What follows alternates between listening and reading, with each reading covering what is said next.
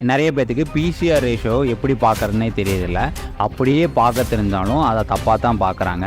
ஏன் அப்படின்னா, நான் ஸ்டார்டிங் ஸ்டேஜில் வந்து பிசிஆர் ரேஷியோ வந்து ரொம்பவே தப்பாக தான் பார்த்துட்டு இருந்தேன்.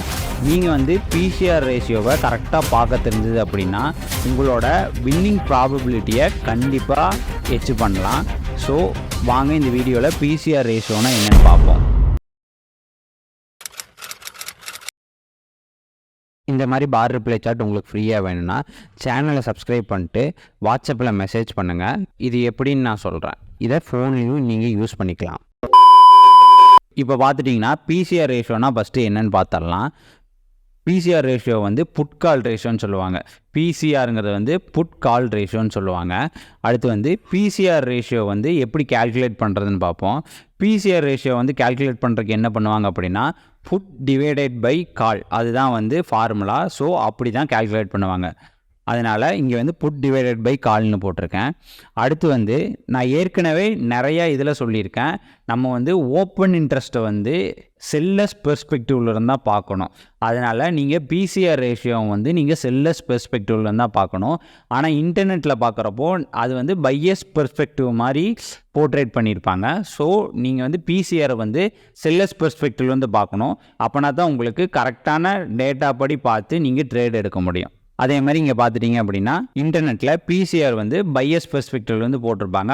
அதை தான் இங்கே இன்னொருக்கா போட்டிருக்கேன். நெக்ஸ்ட்டு பிசிஆர் வந்து எங்கே பார்க்கலாம் அப்படிங்கிறத பார்ப்போம். சென்சிபிளில் லாகின் பண்ணிக்கோங்க.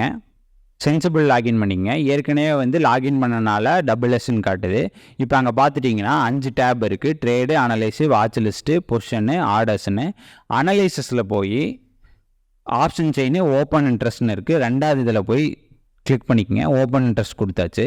ஓப்பன் இன்ட்ரெஸ்ட்டில் வந்து ஓஇ சேஞ்சுன்னு இருக்கும், ஓப்பன் இன்ட்ரெஸ்ட்னு இருக்கும். நம்மளுக்கு வந்து இந்த ஓஇ சேஞ்ச் வந்து தேவைப்படாது.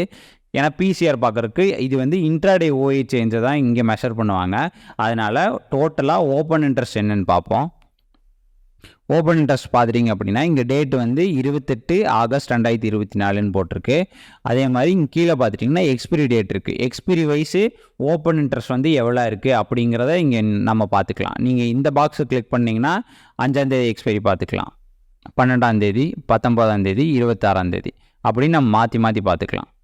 இப்போது நம்ம 29 ஆகஸ்ட்டுக்கான பிசிஆர் ரேஷியோ வந்து பார்க்கலாம். அதே மாதிரி அதுபடி மார்க்கெட் வந்து எப்படி மூவ் ஆகிருக்கு அப்படிங்கிறத பார்க்கலாம். இப்போ பார்த்துட்டிங்க அப்படின்னா, இந்த டேட்டா வந்து நான் ஏற்கனவே பார்த்து வச்சுட்டேன்.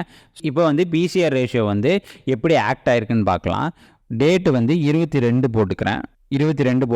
ஏன் அப்படின்னா 22 தான் வந்து எக்ஸ்பைரி. வியாழக்கிழமை தான் வந்து நிஃப்டி வந்து எக்ஸ்பைரி ஆகும். அதனால் வந்து நான் 22 போட்டிருக்கேன். 22ல் பார்த்துட்டிங்க அப்படின்னா 0.77 இருக்குது. 22ல் 0.77 இருக்குது. அடுத்த நாள் பார்த்தீங்கன்னா 0.01 இருக்குது. பிசிஆர் வந்து எச்சாயிருக்கு. அடுத்து வந்து 0.93 இருக்குது, 0.83 இருக்குது. அடுத்து வந்து 1.03 இருக்குது. இப்படி பார்த்தா உங்களுக்கு புரியாத மாதிரி தெரியும். அதனால் நான் என்ன பண்ணியிருக்கேன் அப்படின்னா, அதை அப்படியே சார்ட்டில் வந்து போட்டு வச்சுருக்கேன். சார்ட்டில் பார்த்துட்டிங்க அப்படின்னா, இங்கே பாருங்கள், 22ஆம் தேதி இங்கே போட்டிருக்காங்க. தேர்ஸ்டே வந்து பிசிஆர் வந்து எவ்வளோ இருக்குது அப்படின்னா 0.77 இருக்குது. அடுத்து வந்து 1.01 இருக்குது. சிம்பிளான ஃபார்முலா படி சொன்னால், பிசிஆர் வந்து எச்சாச்சுன்னா மார்க்கெட் வந்து மேலே போகிறதுக்கு சான்சஸ் அதிகமாக இருக்குது. ஒரு சினாரியோ. பிசிஆர் வந்து எச்சாச்சுன்னா மார்க்கெட் கீழே வரக்கு சான்சஸ் கம்மியாக இருக்குது. நீங்கள் ஒரு டேட்டாவை 2 விதமாக தான் எடுத்துக்கலாம். சான்சஸ் அதிகமாக இருக்குது, சான்சஸ் கம்மியாக இருக்குது. எதுவுமே கன்ஃபார்மாக நடக்கும் அப்படின்னால சொல்ல முடியாது. அதனால் இப்போ வந்து பிசிஆர் வந்து எச்சாக இருக்குது. அப்போது மார்க்கெட் வந்து கீழே போகிறதுக்கு சான்சஸ் வந்து கம்மியாக இருக்குதுன்னு அர்த்தம். அதே மாதிரி இங்கே பார்த்துட்டிங்க அப்படின்னா, அன்னத்து நாள் 22ஆம் தேதி வந்து 0.77 இருந்திருக்கு. அடுத்த நாள் பார்த்துட்டிங்கன்னா 1 ஆயிருக்கு. அதாவது 0.3% பிசிஆர் வந்து அதிகமாகிடுச்சு. அப்போ என்ன அர்த்தம் அப்படின்னா, மார்க்கெட் வந்து கீழே விழுகாது அப்படிங்கிற கான்ஃபிடென்ட்டில் ஓவரால் புட்கால் ரேஷியோ எடுத்தால் மார்க்கெட் வந்து கீழே விழுகாதுங்கிற ரேஷியோவில் புட் செல்லர்ஸ் வந்து அதிகமாக ரைட் பண்ணி வச்சுருக்காங்க. அதுதான் இங்கே இது பண்ணியிருக்காங்க. அதே மாதிரி என்ன இருக்குது அப்படின்னா, மார்க்கெட் எங்கேயும் கீழே விழல. அடுத்த நாள் பார்த்துட்டிங்கன்னா மார்க்கெட் வந்து நல்லாவே கேப் அப் ஆகி நல்லாவே ரேலி ஆகிருக்கு. இங்கே பார்த்துட்டிங்கன்னா தெரியும். 24,835லேருந்து ஒரு 75 பாயிண்ட்ஸ் வந்து கேப் அப் ஆகிருக்கு. கேப் அப் ஆனதுக்கப்புறம் பார்த்துட்டிங்கன்னா மார்க்கெட் வந்து நல்லாவே ரேலி ஆகிருக்கு. மார்க்கெட் வந்து நல்லாவே ரேலியாக இருக்குது. கிட்டத்தட்ட 0.7% கிட்ட வந்து ரேலியாக இருக்குது. அடுத்த டேட்டா பார்த்துட்டிங்க அப்படின்னா 0.93 இருக்குது. அடுத்த நாள் பிசிஆர் எவ்வளோ இருக்குது அப்படின்னா 0.83 இருக்குது. ஒரு 10 பாயிண்ட்ஸ் வந்து கம்மியாக இருக்குது. அப்போ என்ன அர்த்தம் அப்படின்னா மார்க்கெட் வந்து கன்சல்டேட் ஆகிறதுக்கு சான்சஸ் இருக்குது, இல்லை மார்க்கெட் வந்து கீழே விழுகிறதுக்கு ரொம்பவே சான்சஸ் கம்மி அப்படிங்கிறதான் இந்த டேட்டா சொல்லுது. அதுக்கு அடுத்த நாள் பாருங்கள், பிசிஆர் வந்து 1.04 இருக்குது. 1.04 இருக்குது. முன்னத்து டேட்டா படி பார்த்துட்டிங்க அப்படின்னா 0.83 இருக்குது. இப்போத்து டேட்டா வந்து 1.04 இருக்குது. அப்போ வந்து புட் செல்லர்ஸ் வந்து நிறைய பேர் ரைட் பண்ணியிருக்காங்கன்னு அர்த்தம்.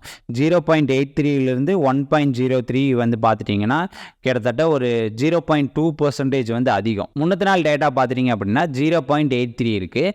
அடுத்த நாள் பிசிஆர் பார்த்துட்டிங்க அப்படின்னா 1.04 இருக்குது. கிட்டத்தட்ட 0.2% வந்து எச்சாயிருக்கு.